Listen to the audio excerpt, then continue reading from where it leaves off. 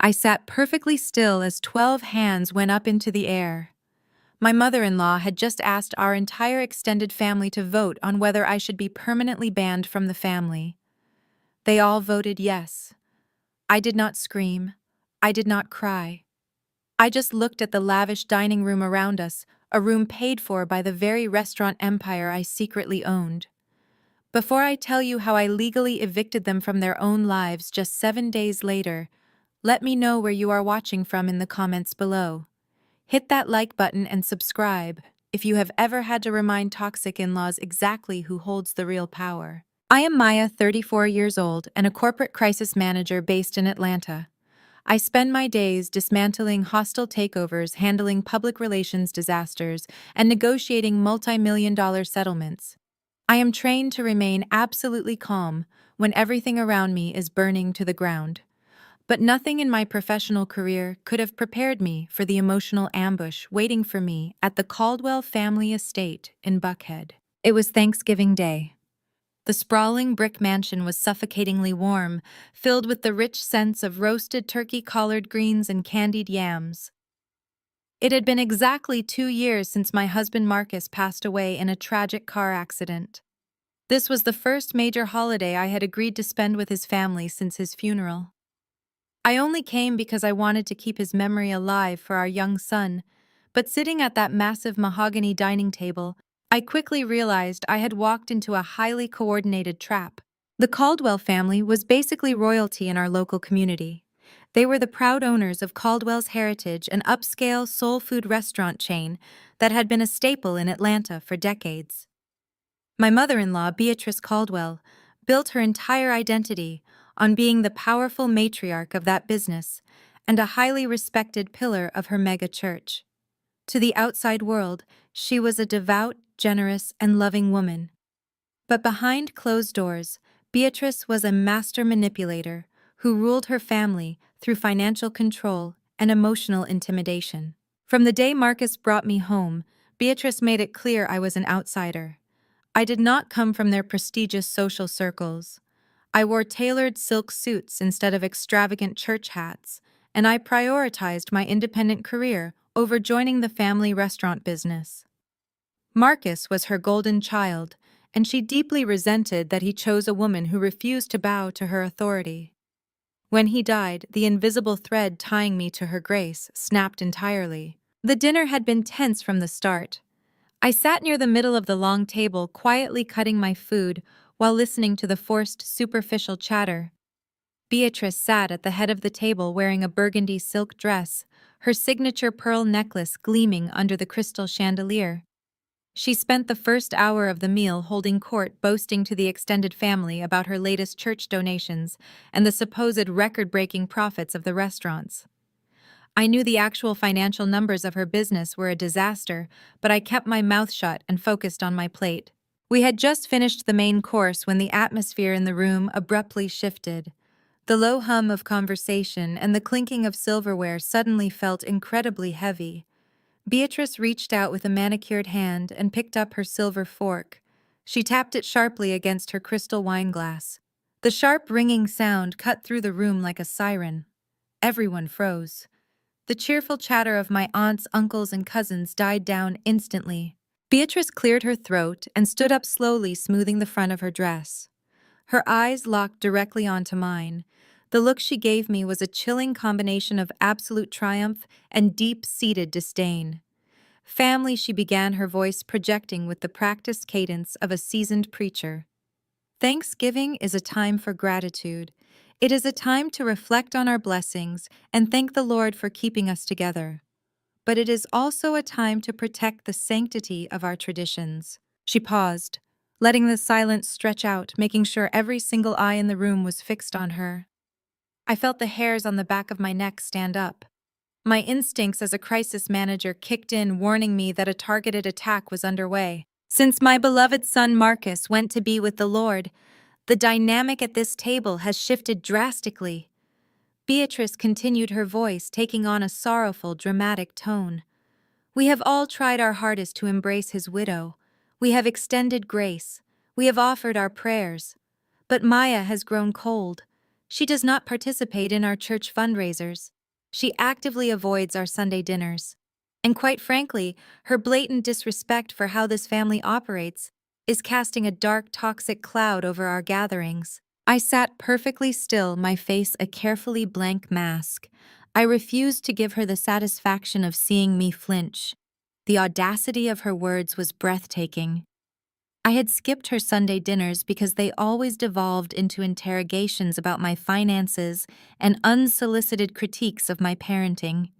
I skipped her church fundraisers because she only used them as photo opportunities to show off her wealth to the congregation. It is clear to me and to many of you who have spoken to me in private that Maya no longer wishes to honor the Caldwell name Beatrice proclaimed, raising her chin.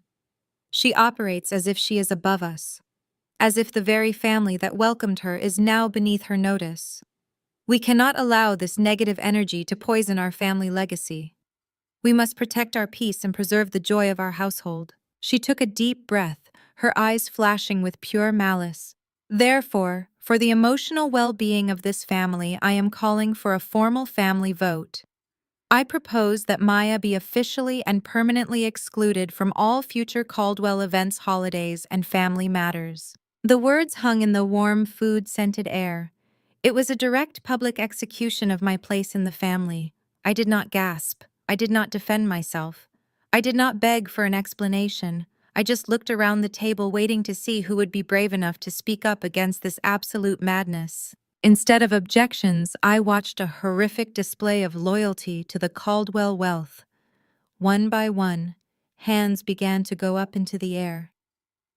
Beatrice raised her hand first, holding it high and proud. Then, my sister-in-law Jasmine raised hers. Her lips curled into a nasty, satisfied smirk. This was a woman whose designer handbag I had personally paid off just 6 months ago to save her from a collection agency. Next to her, aunts and cousins slowly raised their hands. These were the same relatives I had hosted at my own home, the same people who had smiled in my face and hugged me when I walked through the door just 2 hours earlier. I watched 12 hands raise high above the dining table, 12 people voting to completely erase me from the family. The room was dead silent save for the ticking of the grandfather clock in the hallway. The tension was so thick it felt hard to breathe. They were all staring at me, waiting for me to break down, waiting for me to shout, waiting for me to give them the angry, defensive reaction that would justify their cruelty. But I simply sat there, absorbing the ultimate betrayal, my mind already calculating my next move. The silence that followed the raising of those 12 hands was heavy and suffocating. No one dared to breathe. I kept my posture rigid and my expression entirely unreadable. I refused to give them the satisfaction of a reaction. I simply sat there absorbing the ultimate betrayal, my mind already calculating my next move. Then the oppressive silence was broken by Connor. He slowly lowered his hand and leaned forward, resting his elbows on the fine lace tablecloth. Connor was Jasmine's husband, a white man who had moved into the Caldwell family orbit 5 years ago and essentially never left. He was a master of using progressive modern therapy language to mask his absolute entitlement and profound laziness. He wore a trendy linen shirt and a carefully trimmed beard, adopting a look of deep performative empathy that made my stomach churn. "Maya, you have to understand where we are coming from." Connor began, his voice soft and patronizing. He clasped his hands together as if he were guiding a group meditation rather than participating in the public excommunication of his sister-in-law.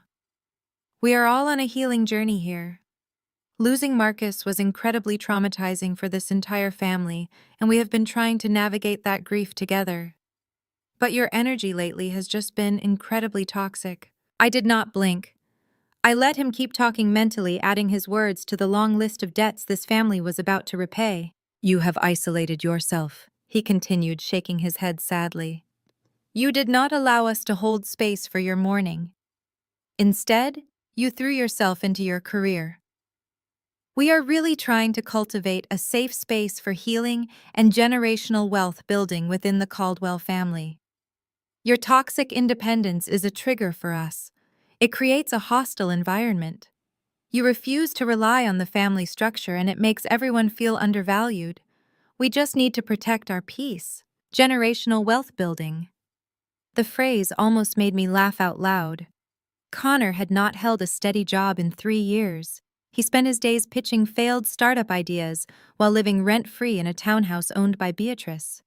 The audacity of this man lecturing me about wealth building while eating a turkey, paid for by my silent financial interventions, was staggering. Jasmine immediately jumped in to back up her husband. She nodded vigorously, her heavy gold bangles clanking loudly against the wooden table. Exactly, she chimed in, pointing a manicured acrylic nail in my direction. You act like you are better than us, just because you run your little corporate consulting firm downtown. You think because you wear expensive suits and mingle with executives that you can look down your nose at our traditions. Jasmine's face twisted with a bitter, visceral jealousy that had been brewing since the day Marcus first introduced me to the family. You are a widow, Maya. She spat, her voice growing louder and more aggressive. You should be leaning on us. You should be seeking our guidance.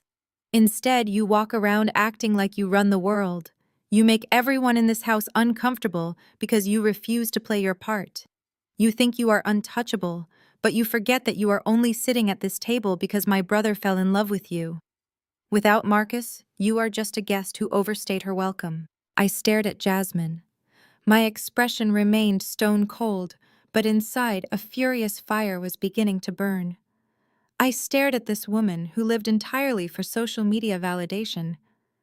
I knew for a fact that her credit cards regularly declined at local grocery stores. I knew because I was the one who had quietly written a check to stop her luxury SUV from being repossessed just 6 months ago. I did it to protect my late husband's family name, keeping her embarrassing financial ruin a secret from the very aunts and uncles sitting around this table. Yet here she was, aggressively lecturing me about family roles and my supposed arrogance. The sheer hypocrisy in the room was suffocating. I looked past Jasmine and Connor, scanning the faces of the extended relatives. My aunts and uncles, people who had gladly accepted my financial help, my gifts and my hospitality over the years, now sat with their eyes averted.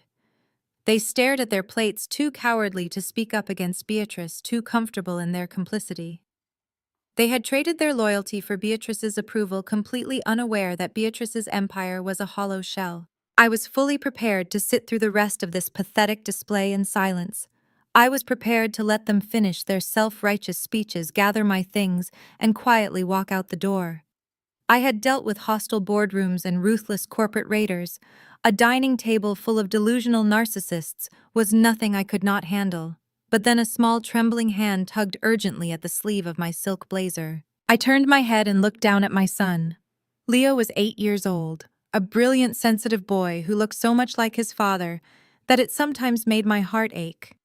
He had been sitting quietly beside me this entire time, obediently eating his dinner. Now his fork lay abandoned on his plate. His big brown eyes were wide with confusion, fear, and profound hurt. His lower lip quivered uncontrollably, and heavy tears were spilling down his cheeks, dropping onto the collar of his crisp white shirt. He did not understand the complex web of financial control and jealousy that ruled his grandmother's actions, but he understood exactly what it meant when an entire room full of people raised their hands against his mother. "Mom." Leo sobbed, his voice cracking. The sound pierced through the heavy tension in the dining room. "Why are they doing this? Why does Grandma hate us?" My heart shattered. The cold, calculated armor I wore for my profession instantly melted away, replaced by the fierce, protective instinct of a mother. I reached out and pulled him against my side, wrapping my arms securely around his small, shaking shoulders. I kissed the top of his head, murmuring softly to calm him, doing my best to shield him from the toxic energy radiating from the people across the table. The sound of a grieving child crying should have invoked at least some level of basic human compassion. It should have shamed them. It should have made Beatrice realize that her cruel power play was damaging her own grandson. Instead, Beatrice's mask of devout Christian righteousness vanished completely. Her eyes narrowed into furious slits. She slammed her hand flat against the mahogany table with a loud, violent smack. The fine crystal glasses and silver cutlery rattled against the porcelain plates. "Leo, stop that whining right this instant," Beatrice snapped. Her voice was harsh, entirely devoid of any grandmotherly warmth or patience. "I will not tolerate a crying child ruining my Thanksgiving dinner." Leo flinched, burying his face into my blazer, his small body trembling against mine. Beatrice pointed a long, accusing finger directly at my son. "This is exactly what I'm talking about," she declared loudly to the rest of the table. "Look at how weak he is. This is grown folks' business and he is interrupting. You act just as spoiled, arrogant, and disrespectful as your mother. Marcus would be absolutely ashamed to see how soft and undisciplined you are raising this boy, Maya." The air in the room seemed to freeze. The ticking of the grandfather clock in the hallway sounded like a countdown to an explosion. Mentioning my dead husband was a dangerous line to cross. Using his name to emotionally abuse his only child was a declaration of war. A physiological shift happened inside my body. The rational patient part of my brain shut down entirely. The grace I had extended to this family out of respect for the man I loved evaporated into thin air. Every ounce of restraint I possessed vanished. They had wanted to push me to see how much abuse I would silently absorb just to maintain the illusion of family harmony. They thought my silence was weakness. They thought my refusal to engage in their petty screaming matches meant I was defenseless. They were catastrophically wrong. The absolute final boundary had been crossed. Attacking me was one thing. I could weather their jealousy, their fake therapy buzzwords, and their pathetic power trips. But terrorizing my son and weaponizing his dead father's memory against him was an unforgivable offense. I stopped comforting Leo for a brief second and slowly lifted my head to look directly at Beatrice. The expression on my face must have been terrifying because Connor visibly shifted backward in his chair and Jasmine's smug smile instantly vanished. I did not raise my voice. I did not need to scream or throw a plate to command the room. True power is quiet, and the fury I felt was absolute zero. The game of being the polite, accommodating widow was officially over. I pushed my chair back. The heavy mahogany legs scraped against the vintage Persian rug with a loud, grating sound that made several people around the table flinch. I stood up slowly, my posture impeccably straight, towering over the seated family members who had just eagerly voted for my exile. I reached down and took Leo by his small, trembling hand, pulling him gently away from the table and pressing him securely against my side. "Protecting your safe space?" I said, my voice barely above a whisper. Yet it echoed through the cavernous dining room with terrifying clarity. "Is that what you call this? Beatrice?" Beatrice opened her mouth to issue another command, but the sheer intensity in my eyes stopped the words in her throat. "You invoke my dead husband's name to justify bullying his 8-year-old son." I continued, taking a slow, deliberate step forward. "You speak of generational wealth and family traditions while acting like a fragile, insecure tyrant. You want to talk about safe spaces, just like how you protected your safe space last year by banning me from the ribbon-cutting ceremony of your new restaurant location, purely because you were terrified I would wear a dress that outshone Jasmine. You are not protecting this family. You are protecting your ego." I turned my gaze to Connor, who immediately broke eye contact and stared intently at his half-eaten slice of turkey. "And you, Connor, keep the word toxic out of your mouth. The only thing toxic in this room is the staggering amount of entitlement coming from a man who has not paid a single bill with his own money in half a decade." I did not wait for his response. I squeezed Leo's hand and guided him away from the table. We walked toward the grand foyer where our coats were hung. The silence in the house was absolute, broken only by the sharp, rhythmic clicking of my heels against the hardwood floors. I helped Leo into his jacket, kneeling down to ensure it was zipped all the way up against the chill of the November evening. I wiped the remaining tears from his face with my thumb, looking directly into his eyes to show him that I was not afraid, and he did not need to be either. "We are leaving," I told him softly, making sure my voice carried back into the dining room. "And from this moment on, these people are no longer your family. You will never have to sit at a table where you are not entirely respected." He nodded, rubbing his eyes with the back of his sleeve. I picked up my purse and draped my cashmere coat over my arm. As I reached for the brass handle of the front door, Jasmine finally found her false courage. "Good riddance," she sneered loudly from the dining room, her voice dripping with artificial bravado. "Do not come crying to us and do not expect any help when you realize how hard it is out there alone in the real world." I paused. I did not turn my whole body around, just glanced back over my shoulder at the 12 people who had so eagerly participated in my public execution. They looked like a pathetic portrait of fake nobility sitting in a dining room funded by a failing restaurant chain they were too arrogant to realize was bleeding dry. I smiled. It was a cold, calculated expression devoid of any warmth or forgiveness. "Enjoy your turkey, Beatrice," I said, my tone perfectly even and devoid of any emotion. "I hope it tastes exactly like victory, because it is the last meal you will ever enjoy in peace." I turned back, pulled the heavy oak door open and stepped out, pulling it shut behind me with a definitive solid thud that severed my ties to the Caldwell family forever. The cold Atlanta air hit my face, instantly sharp and bracing. It felt like walking out of a suffocating tomb into pure, unadulterated oxygen. The crisp autumn wind whipped through my hair, but I felt nothing except an intense burning focus. I walked Leo to my car parked at the edge of the sprawling circular driveway. I opened the rear door and made sure he was securely buckled in. His small hands gripped his seatbelt tightly, and he looked up at me with eyes that still held traces of fear from the confrontation. "Are we really never going back there, Mom?" he asked, his voice shaking slightly in the cool air. "Never," I promised him, leaning in to kiss his forehead. "I will never let anyone speak to you like that again, Leo. Not even your grandmother. You and I are a team. We do not need their permission to be happy, and we certainly do not need their table to eat." He nodded, a small sigh of relief escaping his lips as he sank back into the leather seat. I closed his door, walked around to the driver's side, and slid behind the wheel. The heavy insulation of the car immediately blocked out the sounds of the neighborhood, wrapping us in a quiet, protective bubble. I started the engine, the low purr of the motor grounding me. As I drove the car down the long, manicured driveway and past the imposing iron gates of the Caldwell estate, I looked at the mansion in my rearview mirror one last time.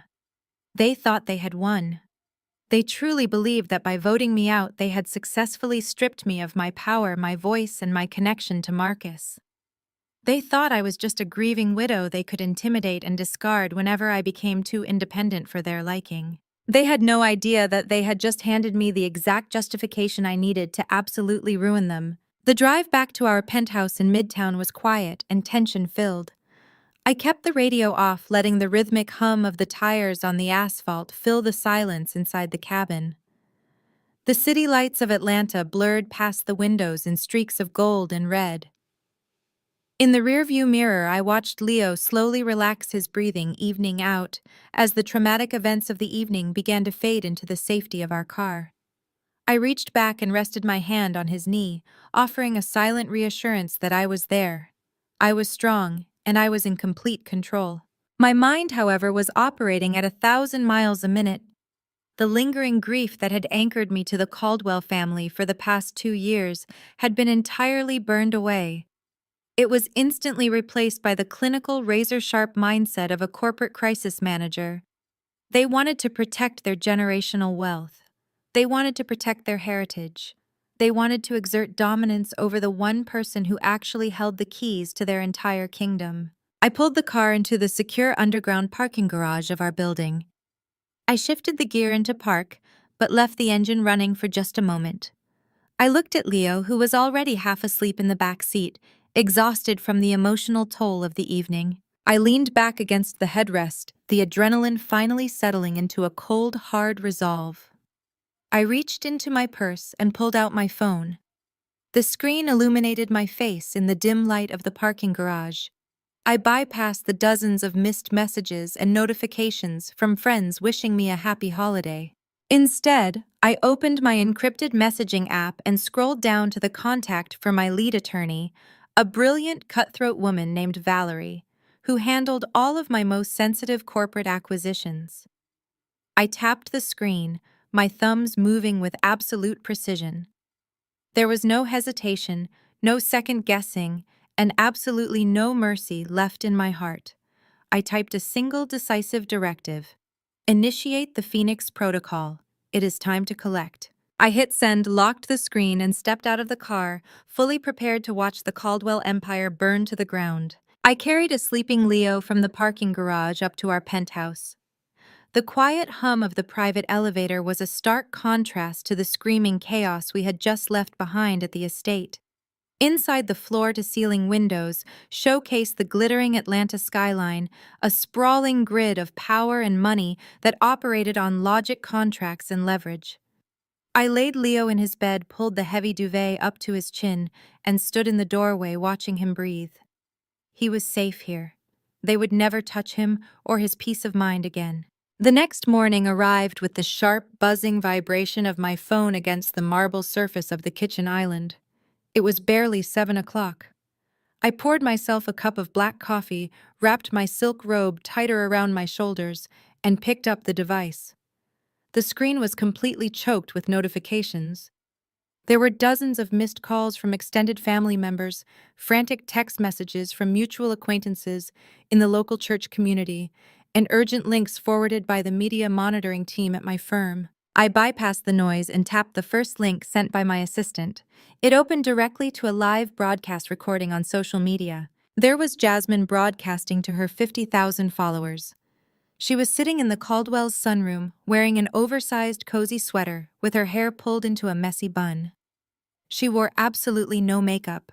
It was a carefully curated, highly calculated look designed to project raw vulnerability and profound emotional devastation. She was dabbing at her eyes with a crumpled tissue, staring tragically into the camera lens, as if pleading directly with the viewer's soul. "I never thought I would have to make a video like this," Jasmine whimpered, her voice quivering with practiced theatrical sorrow. "But my family is hurting today. We are bleeding. Yesterday, on a day meant for giving thanks, my sister-in-law Maya completely shattered our hearts. We tried so hard to welcome her. We tried to offer her a safe space to heal after my brother Marcus passed away. But she stood up at our dinner table completely unprovoked, screamed at my mother, and walked out. I leaned back against the cool marble counter, taking a slow, methodical sip of my coffee as I watched the performance unfold. As a professional, I had to admit Jasmine was hitting all the right notes for a digital sympathy tour. "She took my nephew away from us," Jasmine continued, allowing a single perfectly timed tear to roll down her cheek. "She is a greedy, cold woman who only cared about the Caldwell name when Marcus was alive to pay for her lifestyle. Now that he is gone, she has abandoned the very people who loved him most. She thinks she is above us. Please pray for my mother. She is absolutely devastated by this betrayal." The comments rolling across the bottom of the screen were entirely predictable. Strangers who knew nothing about our lives were calling me a monster, a gold digger, and a wicked widow who had used a good God-fearing family for their money. Jasmine was soaking up the digital validation, replying to the most dramatic comments with prayer hand emojis and tragic little broken hearts. She was feeding the beast of public opinion, painting herself as the innocent victim of my supposed cruelty. Before the video even finished playing, my phone vibrated with an incoming call from Valerie, my lead attorney. I swiped to answer, keeping my eyes fixed on Jasmine's tear-stained face on the tablet in front of me.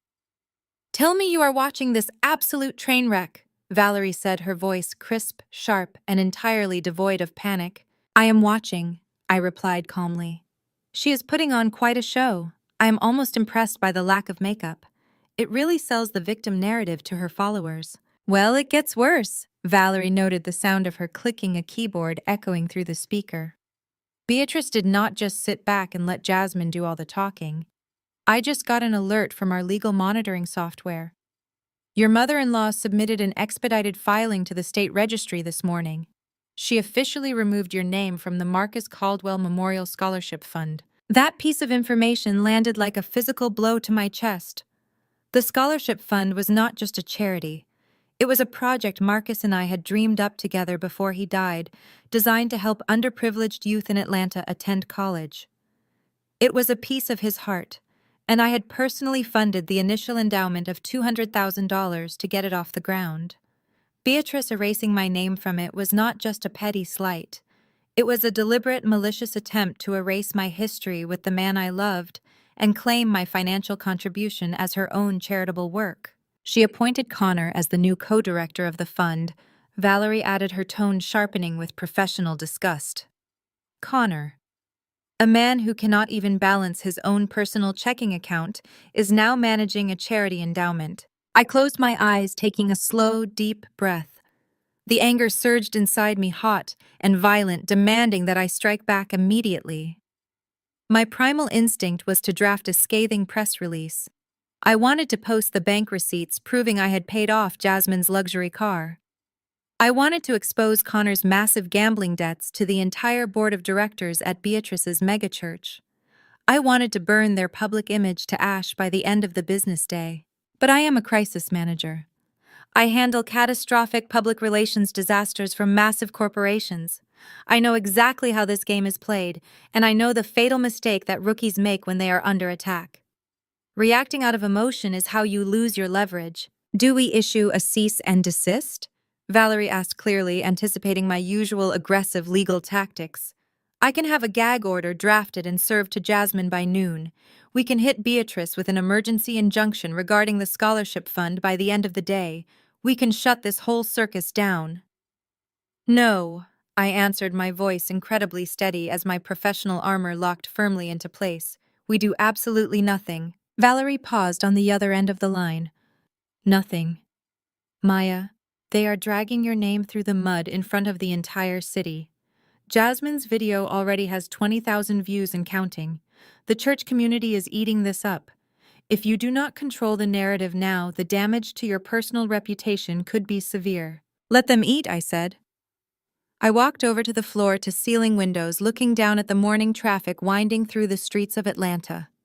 When an opponent is digging their own grave, the absolute worst thing you can do is take the shovel out of their hands. I instructed Valerie to initiate a complete and total communication blackout.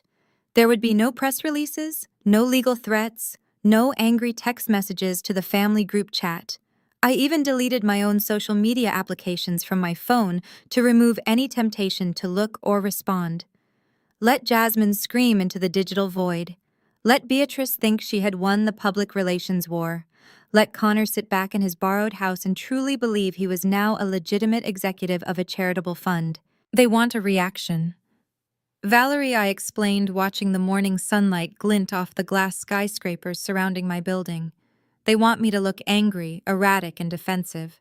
If I fight back right now, it becomes a messy, emotional family feud. It becomes a case of he said, she said. But if I stay completely silent, their lies become an uncontested public record. Jasmine's video is a documented act of defamation. Beatrice's filing is a documented act of financial manipulation. They are building my lawsuit for me brick by brick, and their own arrogance prevents them from realizing it. Silence is terrifying to narcissists. When they attack you and you do not fight back, they do not know what to do. They assume they have broken you. They get sloppy. They get bolder. They overplay their hand. I was going to give the Caldwell family enough rope to hang themselves twice over. Understood, Valerie said, the fierce predatory approval evident in her tone. We maintain strict radio silence. Let them think they have secured the victory. But what about the Phoenix Protocol? Do I proceed with the financial audit on the restaurants? Accelerate it. I commanded, turning my back on the window and walking toward my home office. I want every ledger, every lease agreement, and every vendor contract associated with Caldwell's heritage scoured by the end of the week. I want to know exactly how much they owe, who they owe it to, and where every single penny of their cash flow has gone. I took a final sip of my coffee, the bitter taste grounding me in the reality of the war I had just silently declared. They think this is a social media war, I said quietly into the phone. They think public opinion is the highest currency. They have absolutely no idea that I am about to repo their entire reality. The rest of the week proceeded exactly as I had calculated. I maintained an absolute blackout across all communication channels. I did not log into social media. I did not respond to the passive-aggressive text messages flooding in from my sister-in-law. I knew that my silence was driving Beatrice completely out of her mind. Women like my mother-in-law feed on conflict.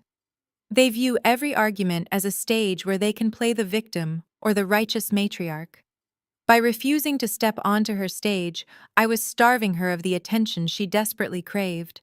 She needed to provoke me to force a reaction that would validate the terrible things she was saying about me to her church congregation. By Thursday afternoon, her patience finally snapped. My phone lit up on my desk, the caller identification displaying Beatrice Caldwell. I let it ring 3 times, taking a slow breath and centering myself before pressing the green button. I did not say hello. I simply waited. Maya Beatrice barked, her voice clipped and dripping with artificial corporate authority. I am calling you in my official capacity as the Chief Executive Officer of Caldwell's Heritage. I smiled to myself, leaning back in my ergonomic desk chair. Good afternoon, Beatrice. What can I do for the Chief Executive Officer today? Beatrice cleared her throat, clearly annoyed by my calm demeanor.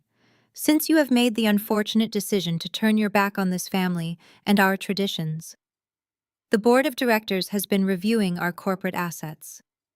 It has come to our attention that you are still in possession of the 2023 Range Rover autobiography. As that vehicle is legally registered under the restaurant group for tax purposes, you are no longer entitled to use it. I expect you to return the company vehicle to the estate immediately. You can leave the keys in the mailbox. I closed my eyes and let the sheer audacity of her demand wash over me. The Range Rover was indeed registered to Caldwell's Heritage. 2 years ago, when the restaurants were facing a brutal tax audit, Marcus had begged me to register my new car under the company name to help offset their liabilities with a massive depreciation deduction. I had agreed to help his family, but the entire down payment, the monthly installments, and the extravagant custom upgrades had all been paid directly from my personal consulting firm account. Beatrice knew this. She knew she was legally stealing a vehicle I had paid for, using a tax loophole as her weapon. She expected me to cry. She expected me to hire a lawyer and fight her for the car, dragging out a messy legal battle that would give her months of drama to complain about. I am so sorry for the oversight, Beatrice. I replied, my voice smooth, bright, and incredibly pleasant. You are absolutely right. The vehicle belongs to the company. I will have it returned to your driveway tonight. The line went dead quiet. Beatrice was completely disarmed. She had braced herself for a screaming match, and I had just handed her a surrender. Well, she stammered, her authoritative tone faltering. Yes, see that you do. Make sure it is washed. She hung up the phone. I set my device down on the desk and let out a sharp, genuine laugh. Beatrice thought she had just scored a massive victory. She probably envisioned Jasmine or Connor driving my luxury SUV around Buckhead by tomorrow morning, showing off their spoils of war. I picked up my phone again and called a man named Darius. He owned a high-end custom auto shop in South Atlanta and owed me a massive favor after I saved his business from a devastating zoning dispute last year. Darius, I said when he answered. I need a specialized extraction team at my penthouse parking garage tonight at midnight.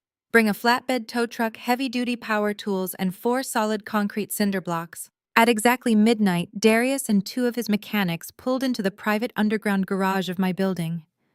I handed them the keys to the gleaming black Range Rover. The vehicle was a masterpiece, but the true value was in the aftermarket upgrades. I had personally spent $25,000 on custom-forged alloy wheels, high-performance, low-profile tires, and a bespoke interior sound system. I stood by with a cup of coffee and watched as Darius and his crew went to work with Formula One precision. They jacked up the heavy SUV and stripped off all 4 custom tires and rims. They removed the imported floor mats.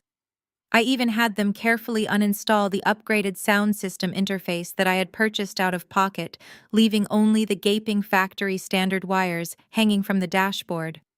Everything I had personally financed was stripped away, leaving the bare, undrivable bones of the vehicle that technically belonged to Caldwell's Heritage. By 2 in the morning, the stripped-down Range Rover was winched onto the back of the flatbed tow truck. I climbed into the passenger seat of the truck cab next to Darius.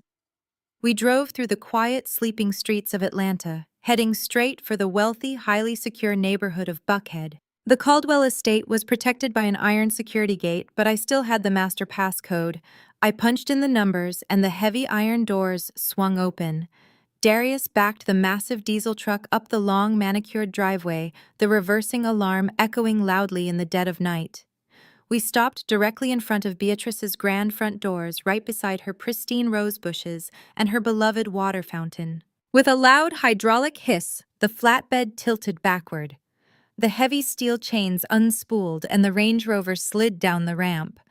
Darius and his men carefully guided the vehicle until it came to a rest directly on top of the 4 concrete cinder blocks we had brought.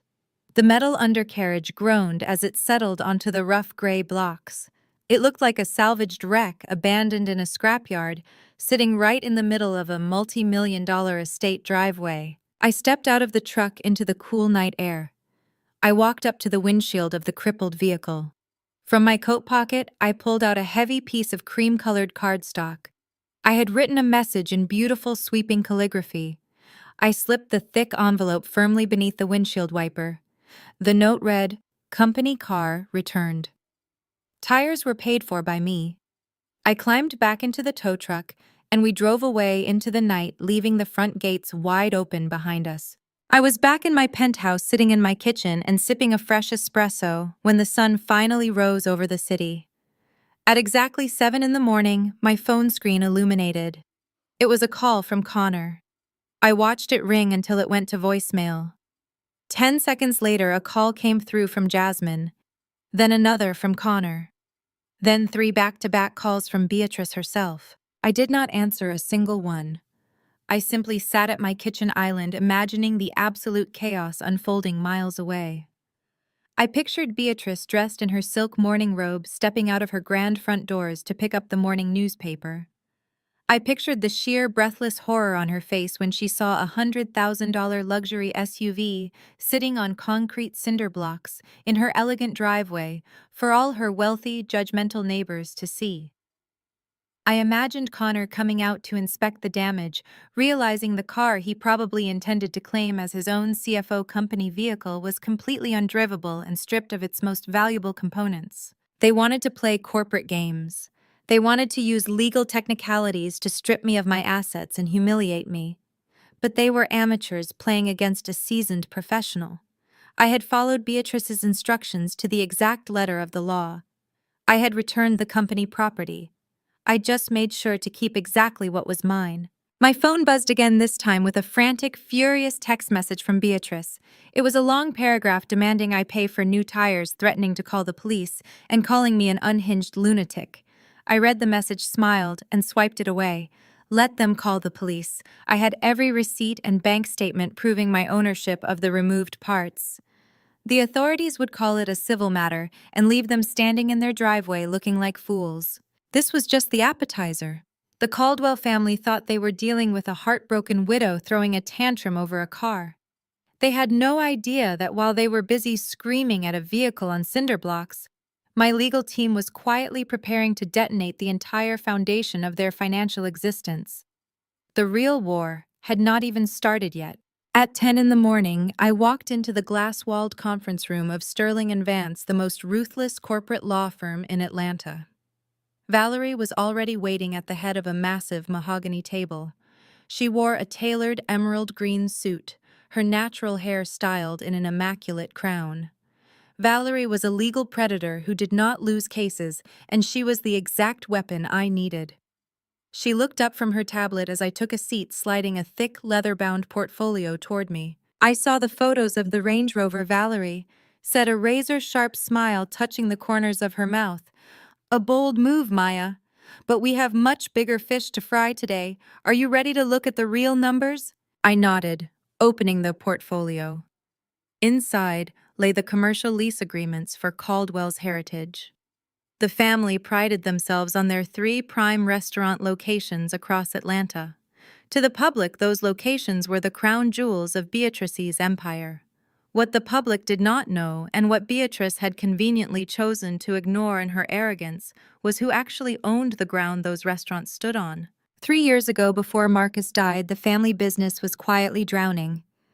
Beatrice had mismanaged funds overspent on church donations for social clout and completely ignored commercial real estate trends.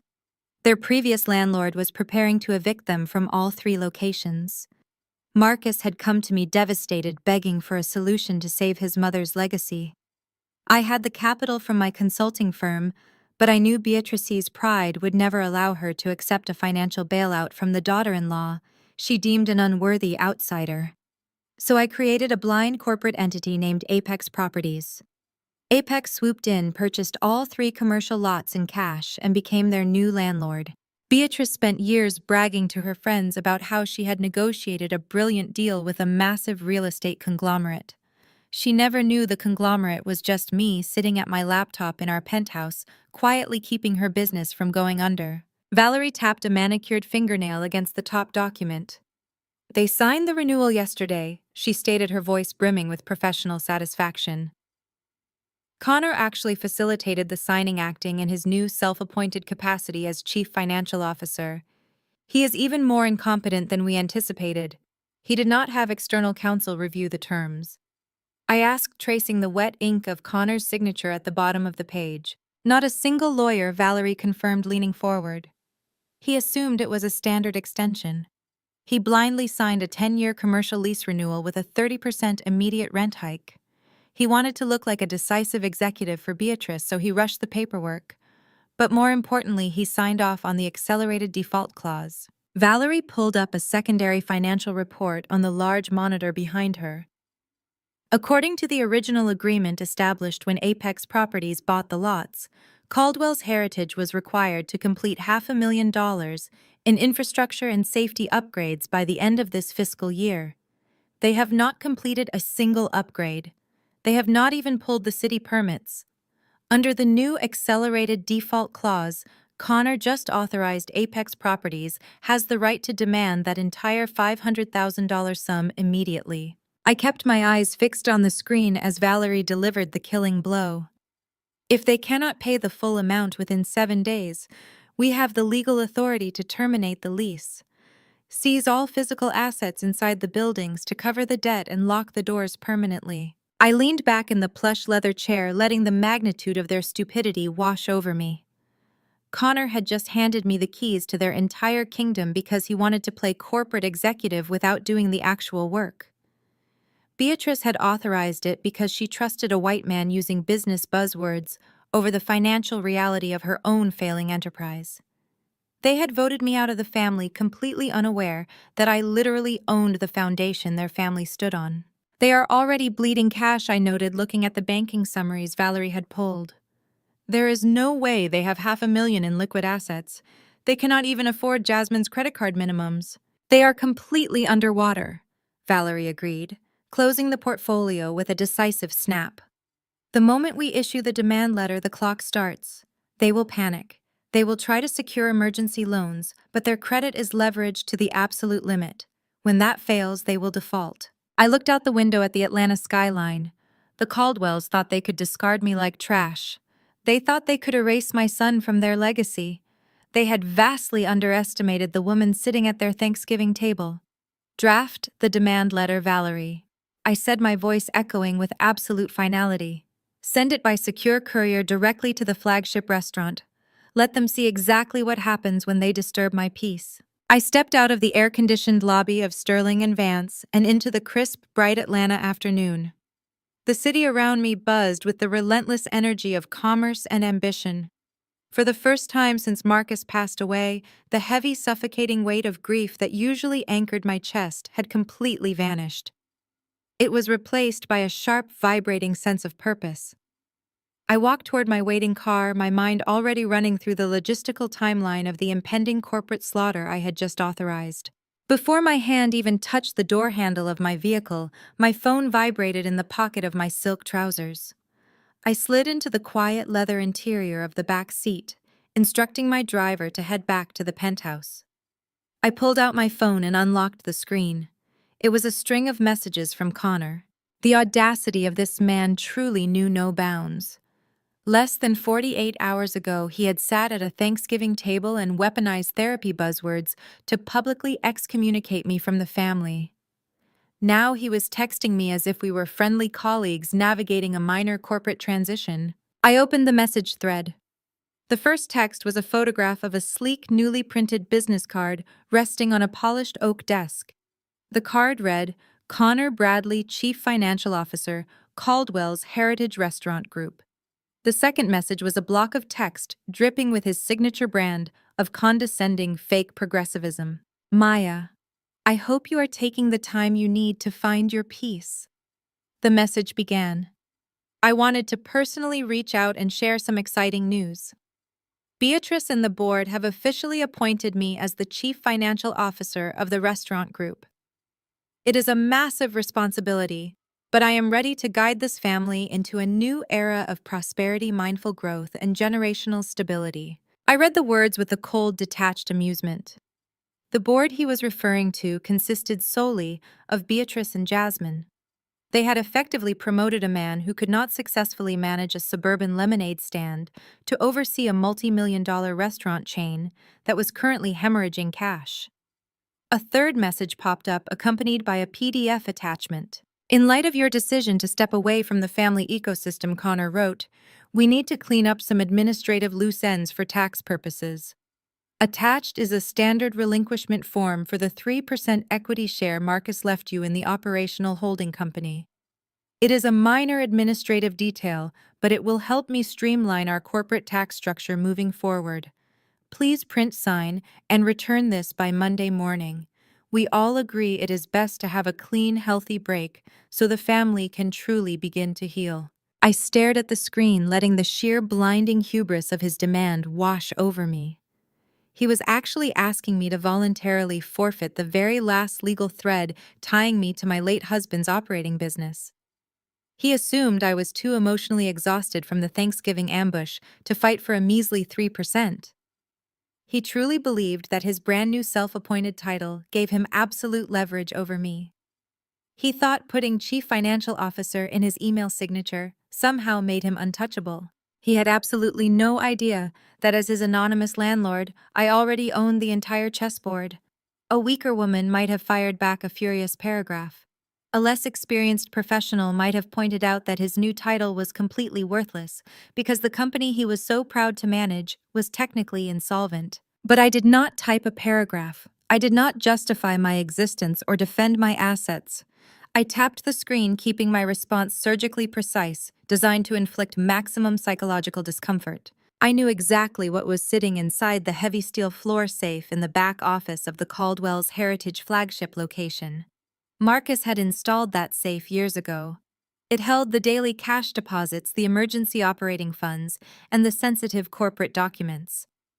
But I also knew, thanks to the preliminary forensic audit, Valerie's team was already compiling that Connor had been quietly dipping into that exact safe for months. He had been skimming cash to cover his mounting gambling debts and to buy designer gifts for his mistress, masking the missing money with incredibly sloppy accounting entries. He thought no one would ever have the authority to verify.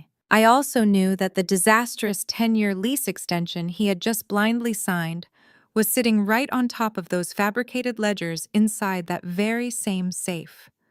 I tapped out my reply. Congratulations on the new title, Connor. Check the safe. I hit send. I watched the screen as the tiny delivery indicator turned into a red receipt. Connor had seen it immediately. I imagined him sitting in his new office, the smug smile slowly sliding off his face as his eyes scanned my 6-word response. I watched the typing bubble appear on my screen. It bounced for 3 seconds, then disappeared. It appeared again a moment later, then vanished once more. He was hesitating. He was panicking. Check the safe. It was a cryptic directive that carried 1,000 different threats. Did I know about the missing cash? Did I know about the lease? Did I leave something in there for him to find? The ambiguity was the weapon. I was letting him know that his perfectly constructed facade of corporate authority was completely transparent to me. I could see right through him, straight to the rotting, corrupt core of his actions. No further response came through. The digital silence spoke volumes. I locked my phone and slipped it back into my pocket as my car pulled up to my building. Connor would undoubtedly march straight to that back office. He would spin the dial on the floor safe. He would look at the stacks of documents, the dwindling cash reserves, and his own fabricated ledgers.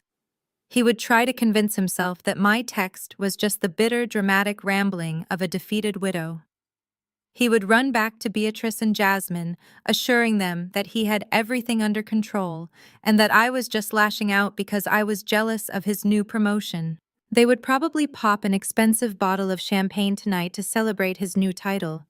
They would toast to their safe space and their generational wealth, feeling incredibly smug and overly confident in their newly secured family hierarchy. They would sleep soundly tonight, completely oblivious to the fact that the ground beneath their feet was rigged with high-grade legal explosives and my thumb was resting firmly on the detonator. The weekend passed exactly as I predicted. By Sunday morning, the Caldwell estate was buzzing with the sounds of a lavish, celebratory brunch. Beatrice had spared no expense to honor Connor and his newly minted title of Chief Financial Officer. They had hired a private chef to prepare a massive spread of shrimp and grits-buttered biscuits and bottomless mimosas.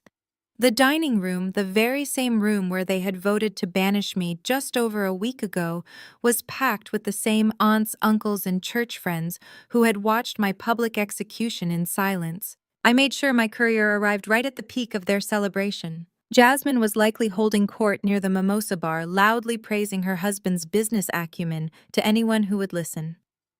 Beatrice was undoubtedly circulating through the room accepting congratulations on securing the family legacy and making pointed remarks about how peaceful the house felt, without my toxic energy bringing everyone down. Connor was playing the humble executive wearing a tailored blazer and nodding sagely as relatives patted him on the back. They were completely intoxicated by their own false narrative. Then the heavy brass knocker on the front door sounded. It was not a late-arriving guest. It was a licensed process server dressed in a sharp gray suit, holding a thick, legal-sized envelope. When the housekeeper opened the door, the server explicitly asked for Connor Bradley, the Chief Financial Officer of Caldwell's Heritage Restaurant Group. I can only imagine the sheer pride Connor must have felt when he was summoned to the grand foyer. He probably adjusted his jacket and walked with an exaggerated swagger, thrilled that his new corporate title was already being recognized. He signed the delivery manifest with a flourish, took the heavy envelope, and casually strolled back into the dining room. Beatrice, always hungry to be at the center of attention, stopped her conversation. She asked Connor what had been delivered, assuming it was a congratulatory gift from a vendor or a prominent church member. Connor smiled, tearing open the thick seal of the envelope. He pulled out the crisp, watermarked legal documents bearing the imposing logo of Apex Properties. The smile slid off his face so fast it must have looked like a physical injury. As he read the first page, all the color drained from his cheeks. His hands began to shake the expensive paper, rattling audibly in the sudden quiet of the room. The confident, progressive executive act vanished in an instant, replaced by the raw, suffocating panic of a man staring directly into the abyss. Jasmine noticed her husband freezing and stepped forward, laughing nervously. She asked him what was wrong, playfully attempting to peek over his shoulder. Connor could not speak.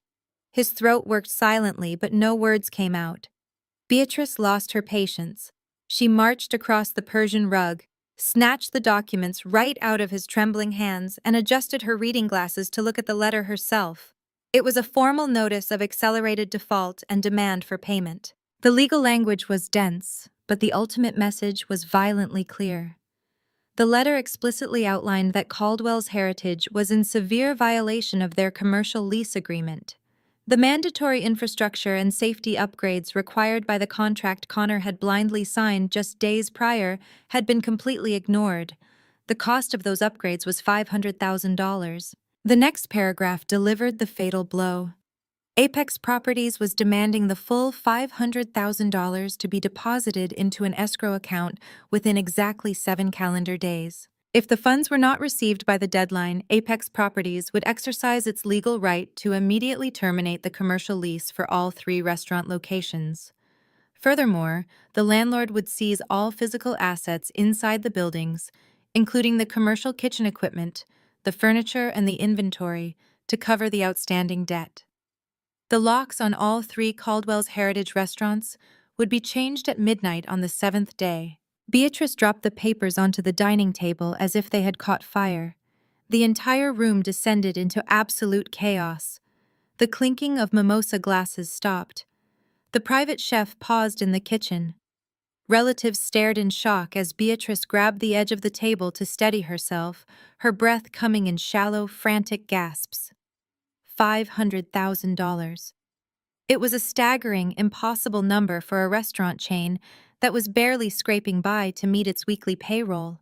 Connor scrambled to pick up the papers, his voice cracking, as he tried to explain to a furious Beatrice that he had not read the fine print of the lease extension. He tried to claim it was a predatory trap, a simple misunderstanding that could be negotiated away over a friendly business lunch. But Beatrice knew better. She knew Apex Properties was a massive, faceless conglomerate that did not negotiate with failing local businesses. Jasmine began to cry, her perfectly applied makeup running down her face as the reality of the situation crashed into her. If the restaurants closed, her luxury lifestyle evaporated instantly. The credit cards would stop working.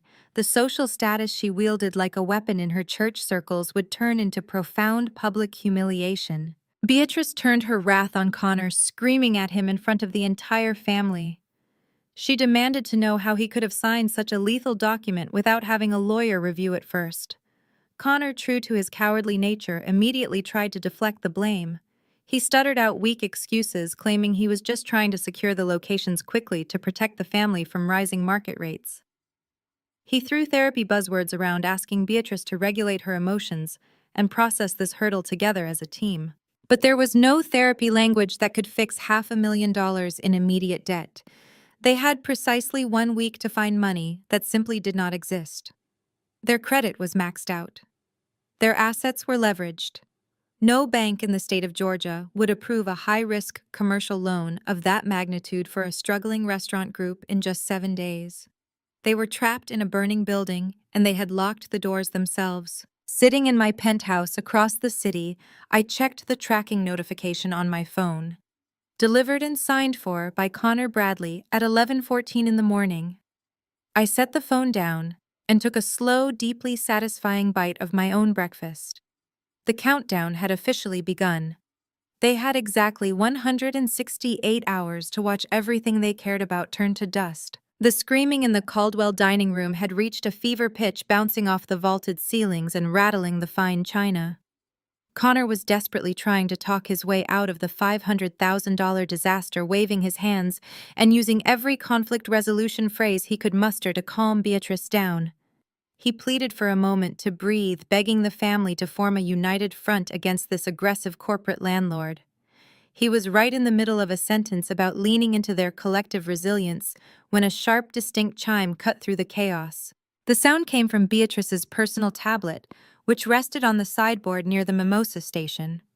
It was the specific high-priority alert tone she reserved exclusively for secure banking notifications and corporate communications.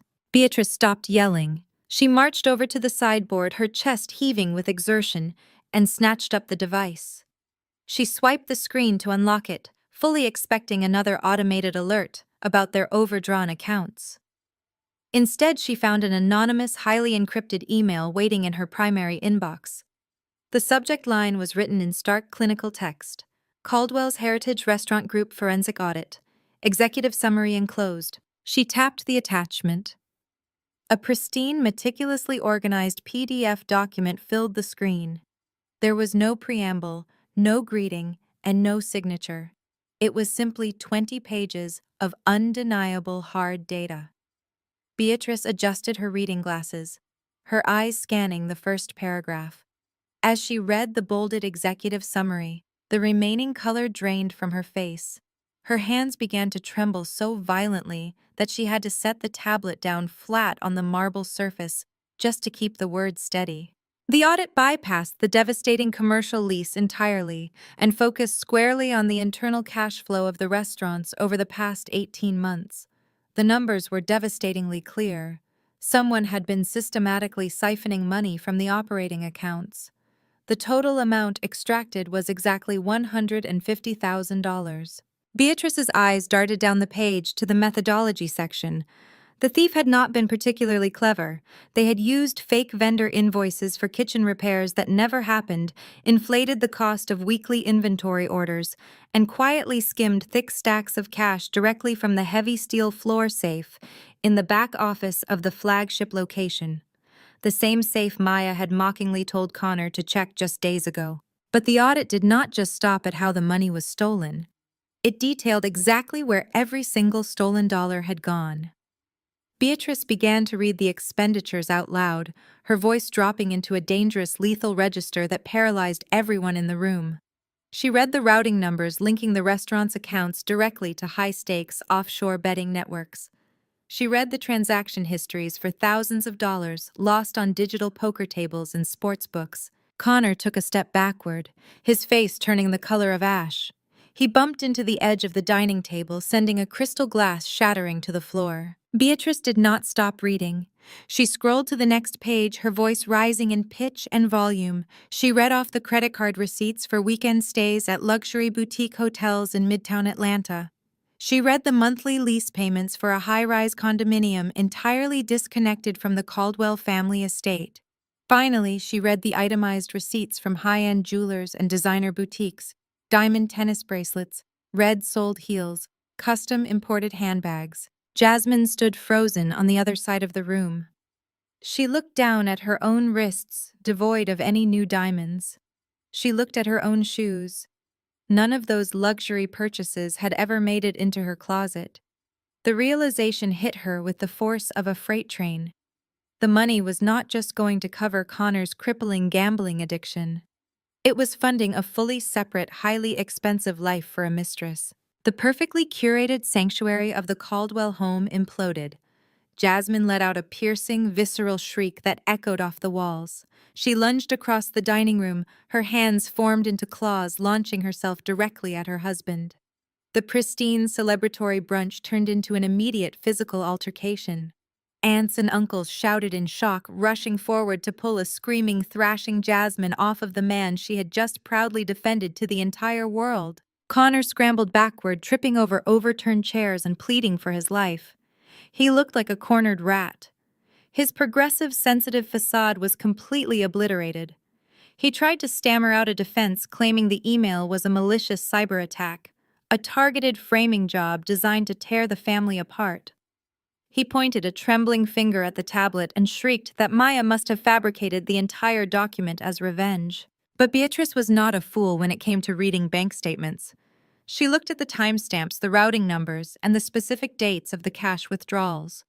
She knew they matched the exact days Connor had volunteered to personally handle the restaurant deposits. She realized with a crushing wave of humiliation that she had handed the keys of her empire to a parasitic fraud who was draining her dry right under her nose, all while he smiled in her face and ate at her Thanksgiving table. The wealthy church friends and extended relatives who had gathered to celebrate Connor's promotion immediately began making hurried excuses. They gathered their coats and practically ran for the front door, eager to escape the radioactive blast zone of the Caldwell family's absolute degradation. In less than 20 minutes, Beatrice had lost her business, her dignity, and her audience. Sitting in my penthouse miles away, I watched my phone screen light up with an incoming call from Valerie. I answered it on the first ring, taking a slow sip of my coffee. The payload was delivered and opened. Valerie reported, her voice thick with professional satisfaction. "We have confirmation that the encrypted file was accessed from their primary IP address." I smiled, turning to look out over the city. "Excellent." Valerie chuckled softly. Delivering the lease demand and the embezzlement audit within 10 minutes of each other was a stroke of absolute genius, Maya. You gave them a crisis they could not possibly manage. That is the fundamental essence of crisis management, I explained calmly, tracing the edge of my coffee cup. If I only sent the lease demand, they would have a common enemy.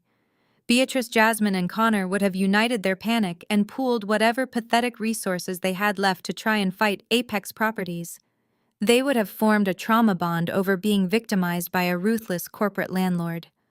I paused, letting the silence stretch for a moment before delivering the punchline.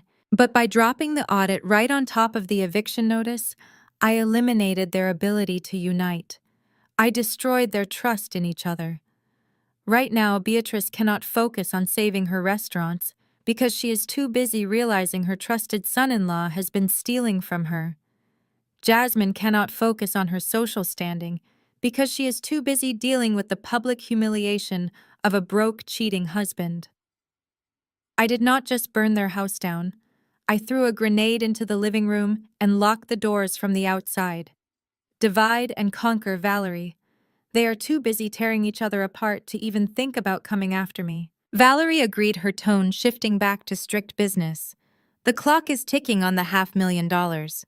What is our next move? We wait, I replied smoothly. We sit back and we watch them drown. Beatrice is a proud, desperate woman.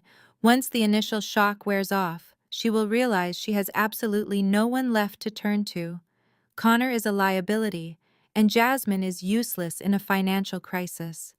Beatrice is going to realize that the only person with the capital, the connections, and the corporate power to save her from this nightmare is the exact same woman she just voted out of her family. I hung up the phone and walked over to my desk.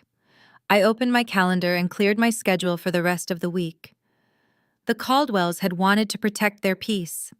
Now they were going to learn exactly how loud the consequences of their arrogance could be.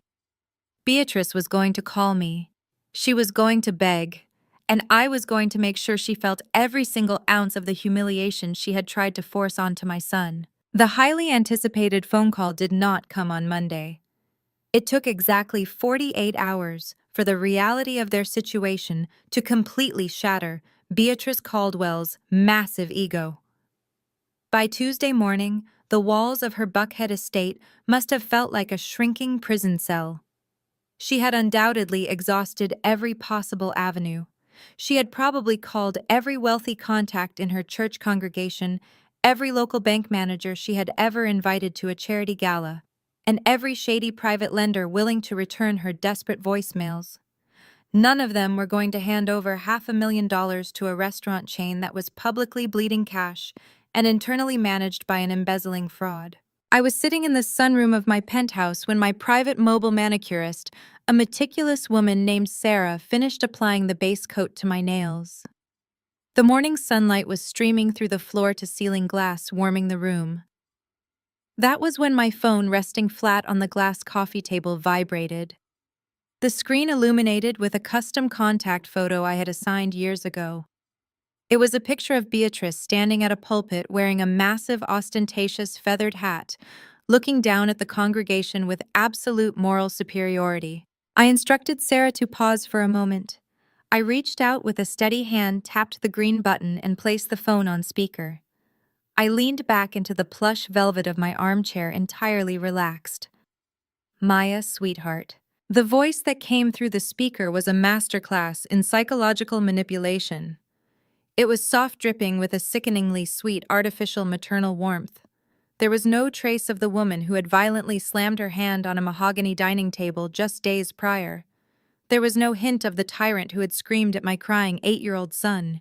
It was the polished, practiced voice of the Caldwell matriarch attempting to reel a runaway asset back into her control. "Good morning, Beatrice," I replied. My tone was perfectly even, giving absolutely nothing away. I kept my voice as flat and reflective as a frozen lake. "Maya, I have been praying for you so hard these past few days." Beatrice continued, her tone thickening with fake sorrow. "We have all just been so incredibly worried about you and little Leo. The house has felt so empty without your presence. I know tensions ran a bit high during the holiday, but you know how passionate this family is. We are all just dealing with the heavy grief of losing Marcus. Emotions got the better of us. But at the end of the day, family is family." I watched Sarah carefully apply a layer of deep, rich burgundy polish to my index finger. The sheer audacity of Beatrice trying to frame a highly coordinated 12-person voting tribunal as a simple case of high emotions was breathtaking. She was attempting to rewrite history, gaslighting me into believing that my public excommunication was just a minor misunderstanding over a turkey dinner. I appreciate the prayers, Beatrice, I said smoothly. To what do I owe the pleasure of this call? Beatrice hesitated. I could hear her taking a deep, shaky breath on the other end of the line. She was swallowing her massive pride, forcing it down her throat because she had absolutely no other choice. Well, Maya, the truth is that the family business has encountered a minor administrative hurdle. She began carefully selecting her corporate buzzwords to minimize the catastrophe. We are dealing with a deeply unprofessional and highly aggressive commercial landlord, a faceless conglomerate called Apex Properties. They have acquired the land under our 3 restaurant locations, and they are using predatory, borderline illegal tactics to threaten our operating leases. They sent us a completely fabricated demand for $500,000 regarding some outdated infrastructure clauses. It is pure extortion. I smiled, admiring the flawless application of the burgundy polish on my nails. A minor administrative hurdle. She was facing the total seizure of her entire restaurant empire in 5 days, and she was pitching it to me like a small accounting error. That sounds incredibly stressful, Beatrice, I replied, keeping my voice completely devoid of empathy. But I'm not sure why you are bringing this to my attention. Did you not just appoint Connor as your new chief financial officer? I saw his new business cards. Surely a man of his progressive, mindful business acumen can navigate a basic commercial lease dispute. The silence on the line was thick and heavy. I knew exactly why she could not rely on Connor. I knew he was currently the most hated man in her household, exposed as a thief, a liar, and an adulterer who had been siphoning their cash to fund a secret life. But Beatrice was far too proud to ever admit to an outsider that her golden family was a burning shipwreck. Connor is currently overwhelmed with operational restructuring. Beatrice lied smoothly, not missing a beat. He is managing the internal cash flow, which leaves us vulnerable on the external legal front. This is where we need your expertise, Maya. You deal with aggressive corporate bullies all the time. You manage crises for Fortune 500 companies. I need you to use your connections in the Atlanta business sector. I need you to find out who sits on the board of this Apex Properties, get them on the phone, and negotiate this ridiculous demand down to a reasonable figure. Or better yet, make it disappear entirely. She was not asking, she was demanding. Even in her absolute darkest hour of financial terror, she still viewed my professional skills as a free resource she was entitled to command. And why exactly would I do that, Beatrice? I asked, my voice dropping a fraction of an octave, losing the polite conversational sheen. Because family helps family, Maya. Beatrice snapped back, a flash of her true commanding anger breaking through the sweet facade. Because Marcus dedicated his entire life to building the Caldwell's heritage name alongside me. This is his legacy. You are his widow. You have a moral and spiritual obligation to protect the empire that your husband loved. You cannot just sit in your luxury penthouse downtown and watch his family be extorted by greedy corporate vultures. She was weaponizing my dead husband's memory again. She was attempting to use my grief as a leash to drag me back into servitude. It was the exact same tactic she had used for years to keep me quiet, compliant, and writing silent checks to cover their endless mistakes. Let me make sure I understand this sequence of events, Beatrice, I said, leaning forward in my chair. Sarah paused her work, sensing the sudden, dangerous shift in the atmosphere of the room. Just last week, you sat at the head of your dining table and held a democratic vote to permanently ban me from the Caldwell family. You stated in front of a dozen witnesses that my toxic independence was ruining your safe space. Jasmine went on the internet to call me a greedy, wicked woman. You officially filed paperwork to erase my name from a charitable scholarship fund that I personally financed. I paused, letting the irrefutable facts hang in the air between us. And now, less than a week later, you are calling me to demand that I leverage my professional network to save your business from bankruptcy, all under the guise of family loyalty. Am I assessing this situation accurately? Maya, you are focusing on the past. Beatrice pleaded, her voice rising in pitch as panic began to bleed through her confident mask. I am talking about our future. I am talking about preserving the generational wealth that Leo is supposed to inherit. Do not do this for me. Do this for your son. If Caldwell's heritage falls, Leo loses his birthright. You have to step in and fix this. She was desperate. She was throwing every emotional manipulation tactic she had at the wall, hoping something would stick. She thought she was speaking to the same woman who used to bite her tongue and quietly clean up their messes to keep the peace. She thought my corporate resources were a magical shield she could hide behind to escape the consequences of her own horrific mismanagement. I looked at the phone on the glass table. I looked at the timer counting down the 7-day eviction notice I had legally served her. The trap was perfectly set. She had walked right into the center of it, blinded by her own arrogance and entitlement. She was begging the executioner to stop the blade, completely unaware of whose hand was actually resting on the lever. I signaled Sarah to finish applying the top coat to my nails. The small brush glided over the deep burgundy polish, mirroring the smooth, methodical way I was about to dismantle my mother-in-law. Beatrice was breathing heavily through the phone speaker, the raspy sound of a woman who was entirely out of options and running purely on desperate entitlement. "Maya, did you hear me?" Beatrice snapped, her impatience bleeding through the artificial sweetness she had tried to maintain. "I said I need you to get on the phone with whoever runs this Apex Properties today. We do not have time for your grudges." "I heard you perfectly, Beatrice," I replied, keeping my voice as calm as a placid ocean. "But I want to make sure we are absolutely clear on the parameters of your request. You want me to step in and save Caldwell's heritage. You want me to utilize my professional crisis management firm pro bono to rescue a corporate entity that your son-in-law essentially bankrupted. It is your family duty," she insisted, her voice rising to that familiar preaching cadence she used to command the church pews. "My family duty," I repeated, testing the words on my tongue. "That is fascinating. Because exactly 1 week ago, you held a democratic vote at your Thanksgiving table to officially revoke my family status. You looked me in the eye and told me my energy was toxic to your safe space. Jasmine broadcasted to 50,000 people that I was a wicked, greedy widow. And just yesterday, you legally erased my name from Marcus Memorial Scholarship Fund." "That was business," Beatrice stammered, scrambling to justify her blatant malice. "The scholarship fund needed active leadership, and you were pulling away." "And this is also business," I countered effortlessly. "You made your bed, Beatrice. You chose Connor to lead your financial future because he looks the part and feeds your ego. You let him sign a 10-year commercial lease with a 30% rent hike and an accelerated default clause without ever having a lawyer read the fine print. You handed him the keys to the safe, and he rewarded your blind trust by stealing $150,000 to spend on casino chips and a mistress." There was a sharp intake of breath on the other end of the line.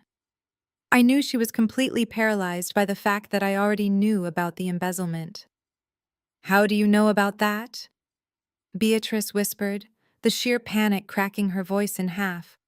"Because I am a professional," I said simply. "I know everything. I know your credit is maxed out. I know your vendors are preparing to freeze your supply accounts.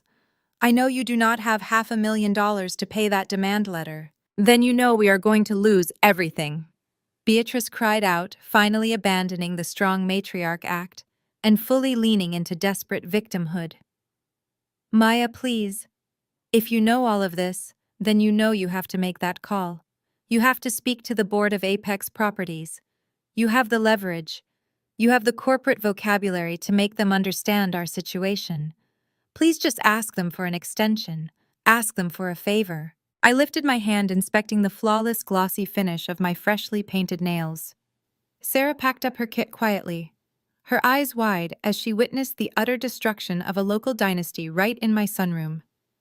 "I cannot do that, Beatrice," I said, my voice dropping to a low, lethal whisper. "Why not?" she shrieked, the panic boiling over into pure rage. "Are you really that vindictive? Are you going to let your dead husband's legacy be destroyed by a faceless corporate landlord just to prove a point? You are a useless, selfish girl. I always knew you were a mistake." I let her scream. I let her exhaust the last remaining fumes of her superiority. When she finally stopped to gasp for air, I delivered the fatal strike. "I am not letting a faceless corporate landlord destroy his legacy, Beatrice. I am doing it myself. I cannot call the board of Apex Properties to ask for an extension. I cannot ask them for a favor, because I cannot ask myself for a favor." The dead silence that fell over the speakerphone was the most beautiful sound I had ever heard in my entire life. It was absolute crushing quiet.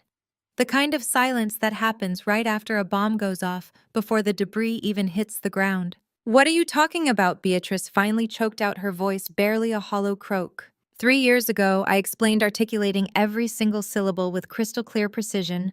Your restaurant empire was already failing. You were 6 months behind on rent. The previous landlord was drawing up the eviction papers. Marcus came to me in tears, begging me to save the business his father started. He knew your pride would never allow you to accept a financial bailout from the daughter-in-law you hated. He knew you would rather go bankrupt than admit I had more financial power than your entire bloodline. I paused, letting the harsh reality sink deep into her bones. So I took my own money from my own consulting firm, and I created a blind corporate entity. I named it Apex Properties. I bought the commercial lots out from under your previous landlord. I paid in cash. I saved your business, Beatrice. I am Apex Properties. I own the dirt beneath your flagship restaurant. I own the walls of your commercial kitchens. I own the parking lot where you parked that stripped-down Range Rover last night. No. Beatrice gasped, the sound a mixture of denial and pure horror. No, that is a lie. You do not have that kind of money. I have exactly that kind of money, I corrected her. And I also have your signature on a binding commercial lease that clearly outlines the consequences of defaulting on your infrastructure upgrades. Upgrades that your golden boy Connor completely ignored. I listened to the sound of her rapid, hyperventilating breaths over the speaker. The matriarch who had ruled her family with an iron fist for decades was currently shrinking into nothingness. You voted me out of the family, I continued, my tone devoid of any mercy. You wanted to protect your safe space. Well, your safe space is currently sitting on my property, and your rent is due. You have 5 days left to deposit $500,000 into my escrow account. When you fail to do so, I will legally terminate your lease. I will seize every stove, every table, and every piece of silverware inside those buildings. Maya, please. Beatrice wailed, her pride entirely broken, her voice dissolving into pathetic, ugly sobs. You cannot do this. We will be ruined. We will have nothing. You should have thought about that before you raised your hand at the Thanksgiving table, I replied coldly. I reached forward and pressed the red button on the screen. The call disconnected, cutting off her desperate weeping. I set the phone face down on the glass table. The game was over. The checkmate was complete. All that was left now was the sweeping up of the remaining pieces. I sat in the sunroom listening to the absolute silence of my penthouse. The connection was severed, but in my mind I could perfectly envision the scene unfolding miles away in the Buckhead estate. I knew exactly what that dead silence on their end of the line looked like.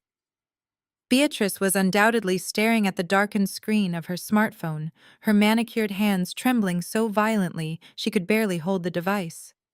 Jasmine, who had certainly been eavesdropping on the conversation, was standing paralyzed by the dining room table, the horrific reality of her impending poverty crashing down on her like a physical weight.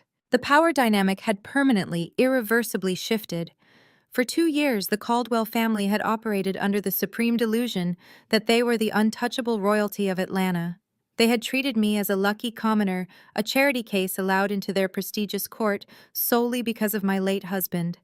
They genuinely believed my corporate consulting firm was just a cute little hobby, completely blind to the fact that I generated more revenue in a single quarter than their entire restaurant group did in a year. Now the illusion was shattered. The Caldwell matriarch was no longer the ruler of her domain. She was a tenant in default, and I held the eviction notice. My phone buzzed again, breaking my train of thought. It was Valerie. I answered, putting the call on speaker while I poured myself a fresh glass of sparkling water. They are in absolute chaotic despair, Valerie reported, her voice thick with dark amusement. The switchboard at my law firm is currently lighting up like a Christmas tree. Beatrice has called 7 times in the last 4 minutes. Jasmine is leaving frantic, screaming voicemails on the assistant line. They are demanding to speak with you. They are begging for a negotiation. Route every single one of their calls to the legal department voicemail, I instructed calmly. Do not let a single member of that family through to a human representative. They voted to ban me from their personal lives, so from this moment forward, they are nothing more than a hostile corporate entity. They will be treated exactly like a defaulting tenant. Understood, Valerie replied. Connor also attempted to reach out. He sent an email to our general inbox claiming he was coerced into signing the lease extension and threatening to report Apex Properties for predatory business practices. I let out a short, sharp laugh. Let him threaten us, I said. Send him a standardized automated reply acknowledging receipt of his message. Let him sit in his borrowed house and sweat. He is already facing the wrath of his mother-in-law for losing the business and the wrath of his wife for funding a mistress. By tomorrow morning, he will be the most hated man in the state of Georgia. The reality of their situation was a beautiful, inescapable trap. They had no cash reserves. Their credit was completely destroyed. The community they had relied on for social validation would instantly abandon them the moment the embezzlement scandal became public knowledge. Beatrice had spent her entire life judging other people for their financial struggles, preaching from her church pew about how poverty was a result of poor choices and a lack of faith. Now she was about to experience the terrifying freefall of absolute financial ruin, and she had no one to blame but herself and the son-in-law she had chosen over me. I walked over to the smart control panel on my wall and turned on a soft ambient jazz playlist. The smooth saxophone notes filled the penthouse, contrasting perfectly with the absolute devastation I had just unleashed upon my enemies. Over the next 48 hours, the Caldwell estate turned into a war zone. I did not need to be in the room to know they were tearing each other apart. Valerie kept me updated with brief clinical reports. Jasmine had reportedly thrown all of Connor's expensive clothes onto the front lawn, screaming at him in full view of the wealthy neighbors. Beatrice had tried to secure an emergency meeting with her bank manager, only to be politely but firmly escorted off the premises when her accounts flagged the massive debt-to-income ratio. They were drowning, and they were grabbing onto each other, pulling the entire family down into the deep, dark water. The ultimate realization had finally set in for Beatrice. She could not bully her way out of a legally binding commercial lease. She could not manipulate a bank into ignoring a $500,000 deficit. And most importantly, she could not intimidate the woman who held the deed to her legacy. I had stripped away every single weapon she possessed. I took her car, I took her restaurants, I took her pride. They were cornered animals backed into a wall entirely of their own making. And cornered animals always make one final desperate and remarkably stupid charge. They had exhausted the phone lines. They had failed at the banks. There was only one option left for them. They would have to leave the safety of their suburban mansion and come directly into my territory. They would have to face the executioner in person. I smiled, taking a sip of my sparkling water. The board was set for the final move. Let them come. It was precisely 10 in the morning on Thursday when the final act of their desperation played out. I was sitting at my desk in my corner office reviewing a merger acquisition file for a client when my intercom buzzed. My executive assistant, a highly trained professional who rarely showed any emotion, sounded genuinely alarmed. She informed me that 3 individuals were currently causing a massive scene in the reception area, demanding to see me immediately. They were threatening to call the police if security did not let them through. I did not need to ask for names. I pressed the intercom button and calmly instructed her to send them straight back. The heavy glass doors of my office violently swung open. Beatrice, Jasmine, and Connor stormed into my sanctuary. The contrast between my pristine temperature-controlled corporate environment and their absolute physical deterioration was jarring. Beatrice looked as if she had aged a decade in a matter of days. Her signature tailored burgundy dress was wrinkled, and her usually immaculate hair was visibly unkempt. Jasmine looked hollowed out, carrying the frantic, exhausted energy of a woman whose entire social reality had just collapsed overnight. But it was Connor who took the lead. He marched directly toward my custom oak desk, his face flushed a furious, blotchy red. He was operating on pure, unchecked arrogance. For his entire life, Connor had relied on his status as a white man in corporate spaces to intimidate his way out of consequences. He genuinely believed that if he raised his voice loud enough, threw around enough legal jargon, and postured aggressively, the black woman sitting across from him would naturally shrink back and submit to his authority. He slammed both of his hands flat against the polished surface of my desk. The loud smack echoed against the floor-to-ceiling windows, but I did not even blink. "You think you are so smart," Maya Connor shouted, his voice cracking with artificial authority. "You think you can just orchestrate a hostile takeover of a family business and get away with it. We have spoken to actual lawyers. What you did was textbook entrapment. It is corporate fraud and it is highly illegal. You set up a shell company to trick this family into signing a predatory lease extension. That is extortion." I sat perfectly still, my hands resting lightly on my leather desk pad. I watched him spew his empty threats. "You purposely hid your identity as the landlord to entrap me into signing a document under false pretenses." Connor continued, leaning over my desk to invade my personal space. "You are going to reverse that eviction notice immediately. You are going to tear up that $500,000 demand letter, and you are going to transfer the deeds of those properties directly into a trust managed by me. If you do not do exactly what I say right now, I am going straight to the district attorney. I will personally see to it that you are indicted for corporate fraud. I will ruin your entire consulting firm. I will make sure you lose your license, your business, and your freedom." Behind him, Beatrice and Jasmine stood near the doorway, watching the spectacle with a mixture of desperate hope and sheer terror. They were actually relying on this man to save them. They were praying that his aggressive performative outrage would somehow intimidate me into surrendering my leverage. I let him scream. I let him empty his lungs and exhaust his entire vocabulary of borrowed legal terms.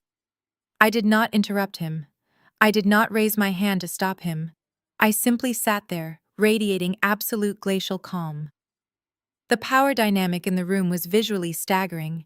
He was sweating frantic and losing control while I was wearing a bespoke silk suit, breathing evenly, and looking at him as if he were a minor accounting error that I was about to permanently delete from a spreadsheet. When Connor finally ran out of breath, he stood there panting, glaring down at me with an expression that demanded my immediate submission. He waited for me to apologize. He waited for me to scramble for my phone and call Valerie to cancel the demand letter. He waited for the fear to wash over my face. Instead, I reached across my desk and picked up a silver pen. I rolled it slowly between my fingers, studying the intricate engraving on the metal barrel. "Are you quite finished, Connor?" I asked. My voice was dangerously quiet, lacking any trace of intimidation or panic. "Do not use that condescending tone with me," he snapped back, though he visibly recoiled at my lack of fear. "I am giving you one chance to fix this before I destroy your life."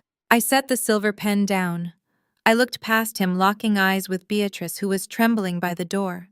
She knew. She could see it in my posture. She knew that Connor's screaming had accomplished absolutely nothing and that they had just walked directly into the final slaughterhouse. I returned my gaze to Connor. I looked at this pathetic, arrogant man who had stolen money from his own mother-in-law to buy designer bags for a mistress, all while lecturing me about toxic independence. He had relied on his privilege his entire life to shield him from accountability, and he was completely oblivious to the fact that his privilege held absolutely no currency in my office. "If you are quite done lecturing me on the intricacies of commercial real estate law," I said smoothly, leaning forward and resting my forearms on the desk, "then I suggest you take a very deep breath, because you are about to need it." I opened the lower right drawer of my custom oak desk with agonizing slowness. I did not break eye contact with Connor as my hand wrapped around a thick, heavy black folder. The room was so quiet that the simple sound of the drawer gliding on its metal tracks felt like a thunderclap. I lifted the folder and placed it flat on the desktop. With a single fluid motion, I slid it across the polished wood. The heavy file glided perfectly, coming to a dead stop exactly 1 inch from where Connor's trembling hands gripped the edge of my desk. "You want to talk about fraud, Connor?"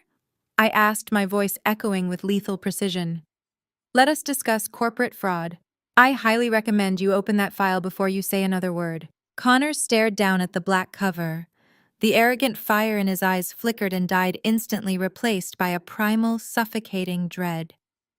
He knew what he had done in the dark, and he was suddenly terrified of what I had brought into the light. His hands were shaking so violently that he could barely grasp the edge of the cardboard. He flipped the cover open. I watched the exact second his soul left his body. His eyes darted across the bold header of the forensic audit.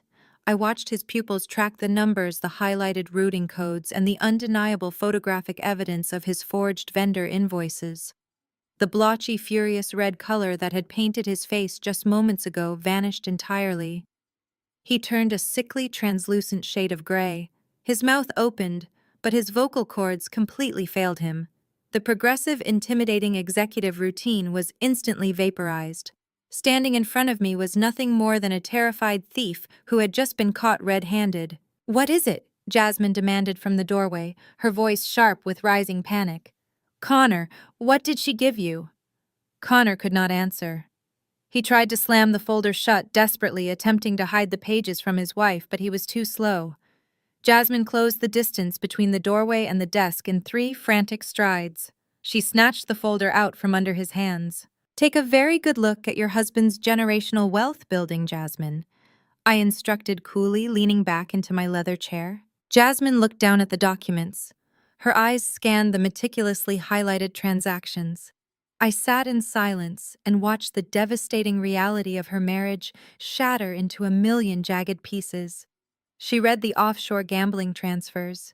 She read the itemized lists of cash withdrawn directly from the restaurant floor safe. But the killing blow came when she reached the 3rd page. I watched her perfectly manicured finger trace the credit card receipts for a high-end condominium lease and luxury diamond purchases. She looked down at her own wrists bare of any new jewelry. The realization hit her with the physical force of a collapsing building. "Who is Chloe?" Jasmine whispered, her voice cracking, as she read the name listed on a wire transfer for a tropical vacation package. "Connor, who is Chloe?" Connor backed away from his wife, holding his hands up defensively. "Jasmine, sweetheart, you have to listen to me," he stammered, his voice pitching high with absolute cowardice. "This is a setup." Maya fabricated these documents. She hacked the accounts. It is a fake ledger designed to tear us apart. "You cannot believe this." "I did not fabricate your signature on the lease for a midtown apartment, Connor," I interjected smoothly. "I did not fabricate the security camera footage from the bank showing you depositing cash into a secondary account. The forensic accounting firm I hired is recognized by the federal government. Their methodology is flawless. You stole $150,000 from your mother-in-law to fund a gambling addiction and a mistress." Jasmine let out a visceral, agonizing scream. It was the sound of a woman whose entire identity, social standing, and personal reality had just been violently incinerated. She threw the heavy folder directly at Connor's chest. The pages exploded across the room, scattering evidence of his infidelity and theft all over my pristine office floor. She lunged at him, hitting his chest with her fists, screaming at him for betraying her, for spending her family's money on another woman, for humiliating her in front of the very person she hated the most. Connor scrambled backward, trying to catch her wrists. "Maya, you have to stop this," he pleaded, looking at me with wild, desperate eyes. "We can fix this quietly. I will pay it back. I will set up a payment plan. Just keep this inside the family. You cannot release this information to the public. It will ruin the restaurant's reputation. It will destroy everything." "Pay it back," I repeated, raising a single eyebrow. "Pay it back with what, Connor? You do not have a job. You do not have assets. The restaurant chain you claim to manage is completely insolvent, primarily because you drained its operating capital. You have absolutely nothing of value to offer me." Connor swallowed hard, his chest heaving as he pushed a sobbing Jasmine away from him. "I will sign whatever you want," he begged, abandoning all of his previous posturing. "I will sign the restaurants over to you. I will give you full control. Just let me walk away. Just keep the audit between us. I am begging you." I rested my elbows on the desk, clasping my hands together. I looked at this pathetic man who had stood at a Thanksgiving table and confidently diagnosed my grief as toxic independence. I looked at the man who had ordered me to return a luxury vehicle he intended to claim for himself. You are fundamentally misunderstanding the timeline of this situation, Connor, I said, my voice dropping to a low, lethal register. You are standing in my office trying to negotiate a settlement that expired before you even woke up today. Connor froze. Jasmine stopped crying, wiping her mascara-stained cheeks as a new wave of terror washed over the room. By the door, Beatrice gripped the doorframe, her eyes wide with mounting horror. What do you mean?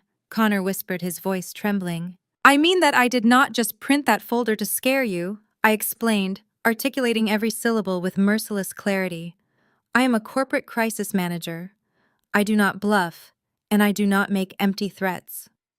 At exactly 8 o'clock this morning, a team of specialized couriers from my legal department hand-delivered fully certified unredacted copies of that entire forensic audit to 2 very specific locations. The silence in the office was so absolute that I could hear the faint hum of the air conditioning vents. The first package was delivered directly to the Criminal Investigation Division of the Internal Revenue Service.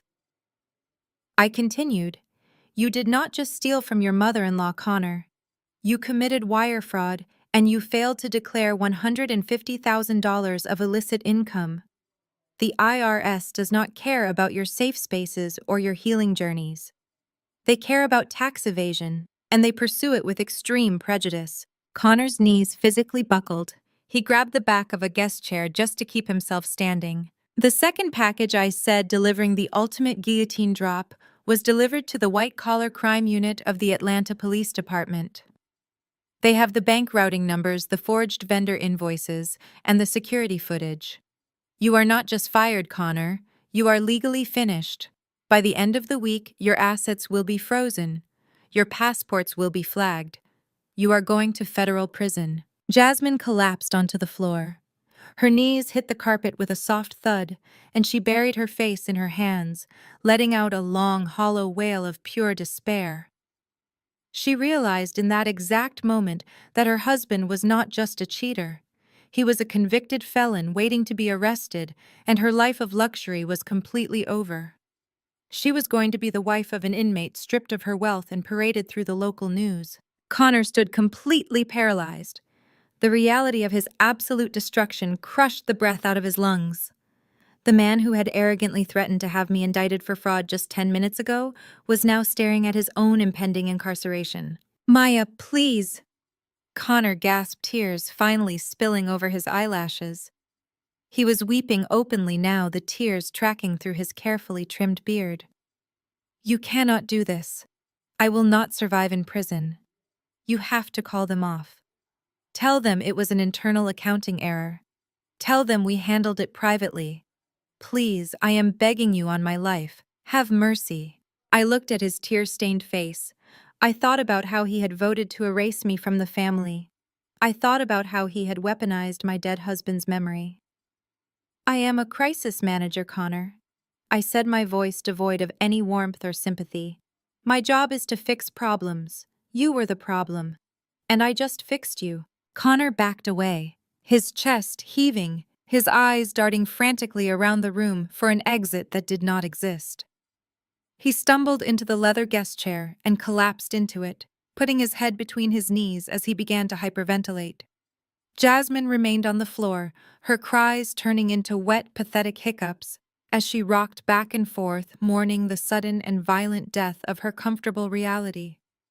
The two of them were completely neutralized, shattered by the weight of their own criminal arrogance. That left only Beatrice. The Caldwell matriarch released her death grip on the doorframe. She took a slow, unsteady step into the center of my office. Her signature tailored dress, usually a symbol of her unyielding authority, now hung on her shaking frame like a discarded theatrical costume. She looked at Connor, then down at Jasmine, realizing that her entire support system had just been vaporized in under 5 minutes. She had walked into this building expecting to command a room, and instead she found herself standing in a corporate graveyard. She turned her eyes to me. The sheer arrogance that had defined her entire existence was completely gone. In its place was raw, unadulterated terror. She realized she was standing in the domain of an apex predator, and she was the last item on the menu. Beatrice took another step forward, and then her legs completely buckled. The woman who demanded everyone bow to her social standing physically collapsed. Her knees hit the thick carpet of my office with a heavy, dull thud.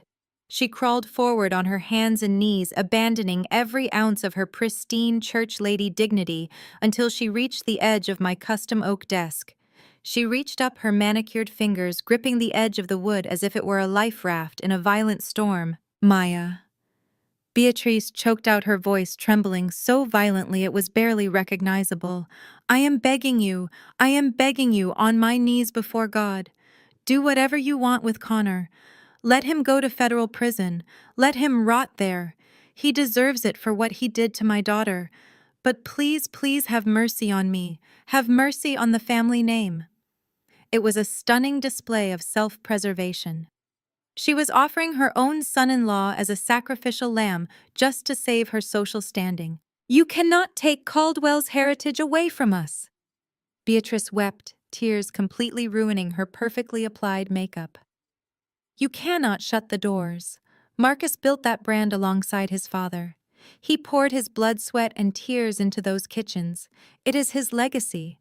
If you destroy the restaurants, you are destroying the very last thing Marcus left behind on this earth. She paused, taking a ragged, desperate breath, and then played her final, most manipulative card. Think of little Leo. Beatrice pleaded, her voice cracking into a high-pitched wail. He is a Caldwell. You cannot take away his father's legacy. How will you look your own son in the eyes and tell him you destroyed his birthright just to punish me? You are a mother, Maya. I am begging you, mother to mother. Do not take my grandson's future away. The air in my office went absolutely freezing. I looked down at the woman kneeling at my feet. The sheer, unmitigated audacity required to weaponize my dead husband and my 8-year-old son to save her own skin was staggering. This was the exact same woman who just 1 week ago had screamed at my crying child and told him he was spoiled and disrespectful.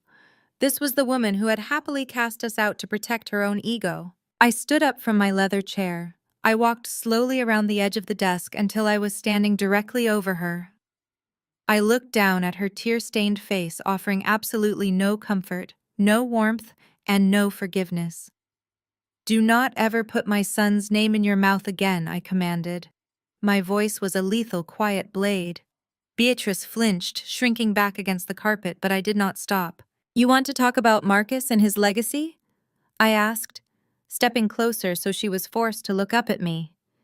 You do not care about his legacy. You rotted his legacy from the inside out. You took the thriving, respected business he spent his life building, and you turned it into a personal piggy bank for your vanity projects.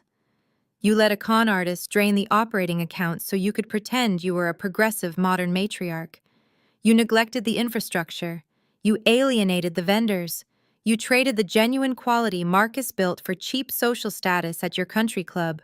Beatrice shook her head frantically, trying to deny the truth, but I talked right over her. You did not protect his legacy, Beatrice. You infected it. And if I leave those restaurants in your hands for one more day, there will be absolutely nothing left for Leo but debt scandal and a ruined family name. I crouched down slightly so I was at eye level with her. I wanted to make sure she heard every single syllable of her sentencing. I am not destroying Marcus's legacy. I told her, my eyes locking onto hers. I am rescuing it from you. Beatrice stopped crying. She stared at me, her chest heaving slowly, realizing that my plan was far more comprehensive and devastating than simple revenge. I was not just burning her empire to the ground. I was surgically extracting the valuable pieces and leaving her with the ashes. I am seizing all 3 restaurant locations, I explained methodically. I am legally changing the locks at midnight. I am liquidating every single tainted asset, paying off the honest vendors you neglected, and restructuring the entire corporate entity from the ground up. Every piece of valuable commercial real estate, every intellectual property right, and every functioning financial account is being transferred immediately. Transferred where Beatrice whispered, the absolute dread pooling in her eyes. Into an irrevocable, highly secured blind trust, I replied. A trust completely managed by my corporate legal team, and the sole exclusive beneficiary of that trust is Leo. The color drained entirely from Beatrice's face. He will inherit a clean, highly profitable real estate and corporate empire the day he turns 25, I continued. I am securing his generational wealth. I am protecting his birthright. And until that day comes, you, Jasmine, and everyone else who sat at that Thanksgiving table will have absolutely zero access to it. You will not see a single dime. You will not hold a single title. You are completely and permanently excised from his future. No, Beatrice gasped, reaching out to grab the hem of my suit pants. Maya, please, I have nothing else. I mortgaged my house to keep up appearances. Where will I go?